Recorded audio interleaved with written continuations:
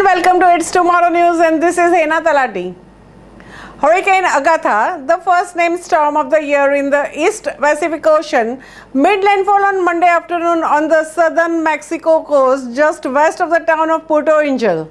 The storm also made history in the process. Agatha, a Category 2 storm, had maximum sustained winds around 105 miles per hour as of 4 p.m. local time, down slightly from 110 miles per hour earlier in the day when it came close to reaching the major hurricane status.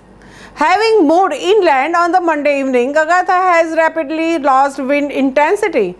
The storm was downgraded to a Category 1 hurricane early on Monday evening before being lowered to the tropical storm status at 10 p.m. Central Daylight Time Monday with winds of 70 miles per hour.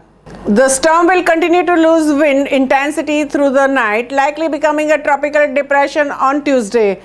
When the storm made landfall at Category 2 strength, it became the strongest May hurricane to ever make landfall in the Eastern Pacific Basin.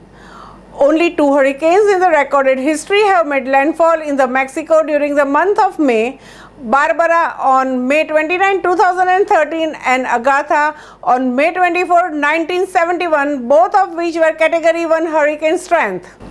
Torrential rains and howling winds whipped palm trees and drove tourists and residents into the shelters as Agatha pushed onto the coastal region that is sparsely populated except for the handful of small communities along the shore.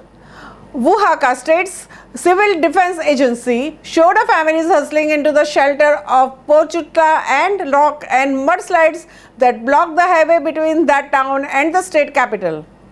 Earlier in the day, wind, heavy rain and big waves lashed the beach town of Zipolite, long known for its clothing-optional beach and bohemian vibe.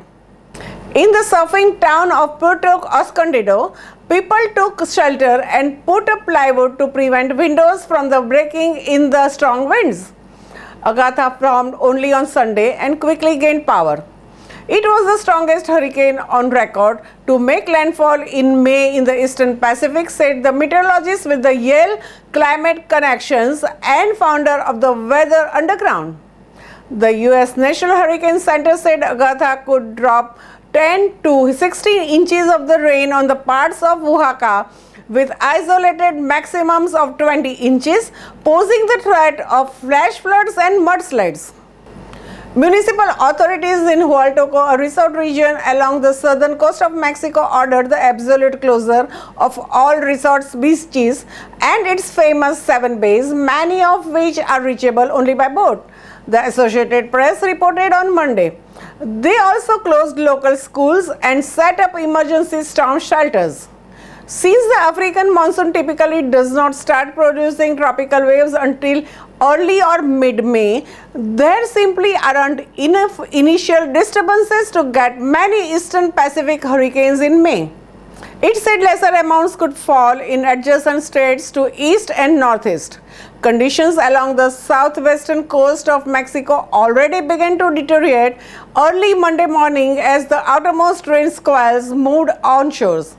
As Agatha neared the coastline and eventually moved overland, conditions in the Oaxaca and Chiapas continued to worsen. Masters were not sure if Agatha was kicked off by the tropical wave areas of the low pressure that move across the tropics, but the storm has benefited from the warm waters and low wind shear. That's all for now. For more news updates, stay tuned with us. It's Tomorrow News. For more global weather updates like this, subscribe our channel and hit the bell icon for regular updates.